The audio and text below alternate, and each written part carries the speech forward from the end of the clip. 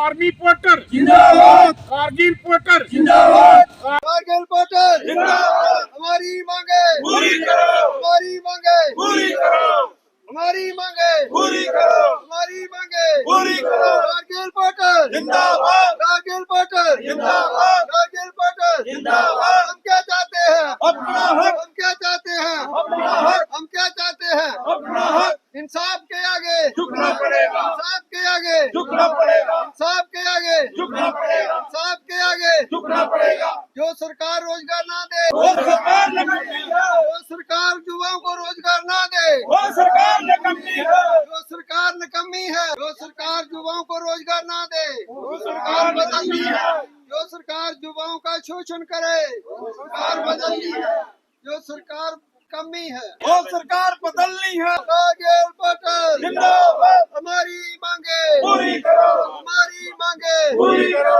हम क्या चाहते हैं अपना हक, हम क्या चाहते हैं अपना हक। भारत माता की जय, भारत माता की जय।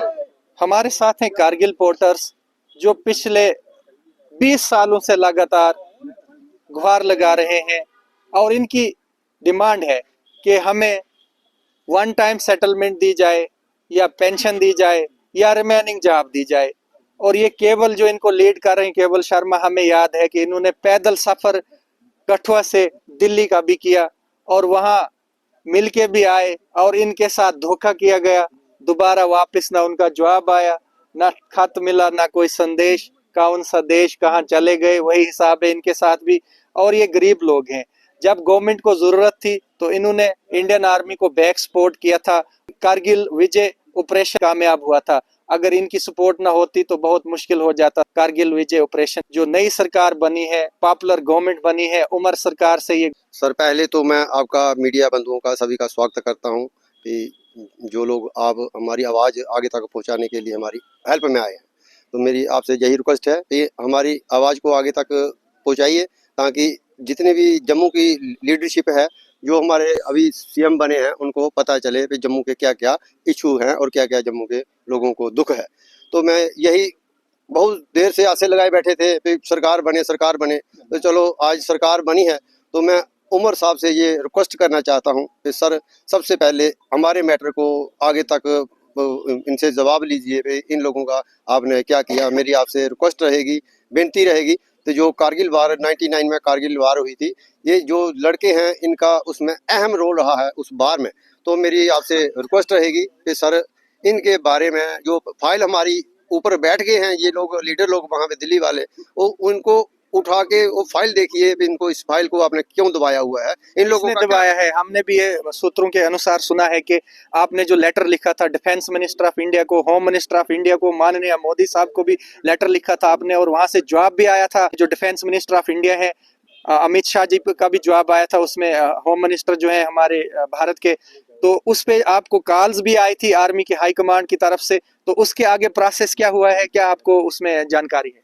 सर देखो, जैसे मैंने एक नहीं डाला था, मैंने 5 लेटर डाले थे। एक डाला था राजनाथ सिंह जी को, उनका मैं शुक्रिया अदा करना चाहता हूं कि जिन्होंने इस लेटर को साइन करके मोहर लगा के आगे जोंटो में भेजा। और एक मैंने डाला था प्रधानमंत्री जी को डाला था, एक मैंने अमित शाह जी को डाला था, एक मैंने डाला था द्रौपदी मुर्मू जी को डाला, राष्ट्रपति को डाला था, चीफ जस्टिस इंडिया को, सुप्रीम कोर्ट का, उनको 5 लेटर डाले थे।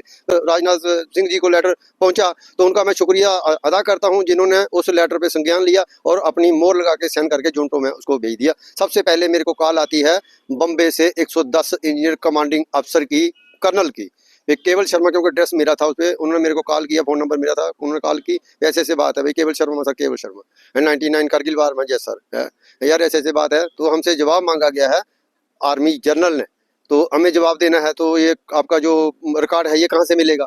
तो मैंने उनको बोला, मैं कहा सर जो हमारे कर्नल थे वहाँ जेपी सिंह, आप उनसे रब्ता करिए, उनसे रब्ता करिए। फिर मैंने जेपी सिंह को साहब को फ़ोन किया, उन्होंने बोला भाई आप मेरा नंबर उनको व्हाट्सअप करो तो हम बात करते हैं। फिर इनकी दोनों की कर्नलों की आपस में बात हुई। उसके बाद फिर कर्नल जेपी सिंह ने बोला उनको 110 सीनियर कमांडिंग अफसर को, आप ऐसे करिए इस लेटर को उधमपुर कमान एरिया में भेज दो, भेज दो। तो 15-20 दिन लग गए लेटर को आते हुए। जब ये लेटर वहाँ पे पहुंचा उधमपुर कमान एरिया में, तो 2-3 दफ़ा मेरे को उधमपुर जो अपने कर्नल साहब थे उनका भी फ़ोन 2-3 दफ़ा आया कि ऐसे ऐसे बात है, हमसे जवाब मांगा गया है आप लोगों का, तो ये जवाब कहाँ से मिलेगा भाई।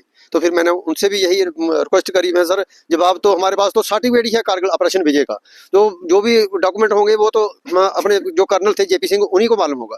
फिर उनको नंबर भेजा, इनकी आपस में बात हुई, इन्होंने जवाब बना के भेज दिया है। मैं 3-4 दफ़ा उनको फ़ोन भी कर चुका हूँ। उन्होंने बोला भी 3 महीने होने जा रहे हैं, एक तो ये पहले से बहुत लेट है, तो इन्होंने हमारी जितनी भी इन लड़कों की एज थी सारी ऐसे ही निकाल दी, सबको इन्होंने डेड करके रख दिया है, जो जम्मू का युवा पीढ़ी जितनी भी है। तो उमर सरकार से आप क्या गुहार लगाना चाहेंगे कि जो फाइनल आपका डिसीजन है, जो फाइल पहुंची है, कहाँ पहुंची है, उसको क्या है आगे किया जाए, उसको निकाला जाए, उसको उधमपुर कमान एरिया में भेजा जाए। जब कर्नल से जवाब मांगा है, कर्नल ने जवाब बना के भेज दिया है, अभी ऊपर वाले अफसरों ने दबा लिया है, तो इसी चक्कर में हमारी युवा पीढ़ी जम्मू को मार के रख दिया इन्होंने।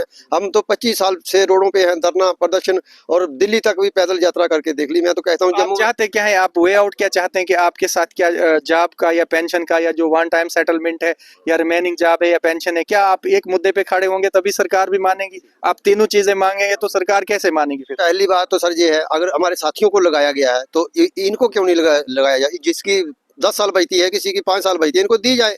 अगर ये भी नहीं देते हैं तो इनको कम से कम पेंशन लगाई जाए। अगर पेंशन नहीं लगाते हैं तो वन टाइम सेटलमेंट इनकी की जाए, जहाँ जो पिछला कोई थोड़ा बहुत इनको क्लेम दिया जाए। हमने कोई बुरा काम थोड़ी किया, हमने अपने हिंदुस्तान के लिए फौज के साथ कंधे से कंधा मिला के काम किया अपने भारत के लिए, और तभी ये कारगिल ऑपरेशन विजय हुआ था। ये ऐसे नहीं हुआ था। अगर इन्हीं लोगों ने ये जंग जीतनी थी तो फौज ने जंग जीती थी, फिर इनको भर्ती करके क्यों ले जाया गया था। अगर कोई फौजी शहीद हुआ उसको पेट्रोल पंप का लाइसेंस दिया गया, किसी को गैस एजेंसी दी गई, किसी को परमवीर चक्र दिया गया, किसी को शोक चक्र दिया गया।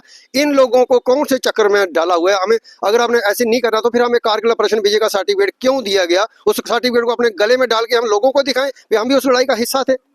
इनको क्यों नहीं कोई ना कोई बेनिफिट दिया गया? कुछ लड़के तो ऐसे हैं जिनका किसी की टांग नहीं है, किसी का पैर नहीं है, वो अपने घरों में बैठे हैं। ऐसे होते हैं गवर्नमेंट, ऐसे लीडर ऐसा हाल करते हैं। मैं उमर साहब से ये रिक्वेस्ट करना चाहता हूँ कि इस मसले को अपने जहन में रखिए और आर्मी जर्नल से जवाब लीजिए। वहाँ से जो हमारी फाइल पे बैठे हुए हैं उनको बोलिए इस फाइल को निकाल के जो जवाब इनका है उसको उधमपुर में पहुँचाया जाए और इन गरीबों को इंसाफ दिया जाए और इनको कुछ ना कुछ बेनिफिट दिए जाए। जहाँ तो इनको वन टाइम सेटलमेंट की जाए, इनको लगा लिया जाए। किसी की 5 साल है, किसी की 10 साल है। अगर इन्होंने बुरे वक्त में अपने हिंदुस्तान का साथ दिया है तो आज इनको जरूरत है गरीबों को, तो हिंदुस्तान की लीडरशिप इन गरीबों का साथ क्यों नहीं दे रही है?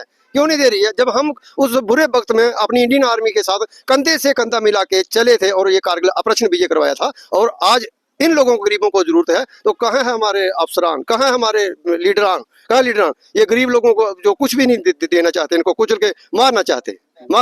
ये थे हमारे साथ कारगिल पोर्टर्स और इनकी एक ही डिमांड है, 3 इश्यूज ये रेज करना चाहते हैं और उमर सरकार से गुहार लगाते हैं। और उमर सरकार से इनको बहुत ही उम्मीदें वाबस्ता है क्योंकि वो बेरोजगारी की बात करते हैं। उमर सरकार जो है वो यूथ की बात करती है और जो ये जूझ रहे हैं 20 सालों से, ये चाहते हैं कारगिल पोर्टर्स जो टांडा टाइगर फोर्स जो पहचानी जाती है और इसको गवर्नमेंट ऑफ इंडिया के आदेश के मुताबिक जो है वो रिक्रूट किया गया था। कोई बैकडोर एंट्री भी नहीं है। इन्होंने सैलरी स्लिप्स भी हैं इनके पास, ऑपरेशन विजय का सर्टिफिकेट भी है। 4-5 महीने इन्होंने सैलरी ड्रा की है और ये चाहते हैं कि हमें वन टाइम सेटलमेंट दी जाए या पेंशन दी जाए या रिमेनिंग जॉब दी जाए ताकि अपनी फैमिली को सस्टेन कर सकें, फ्यूचर जो है वो अच्छे तरीके से अपना गुजर बसर कर सकें।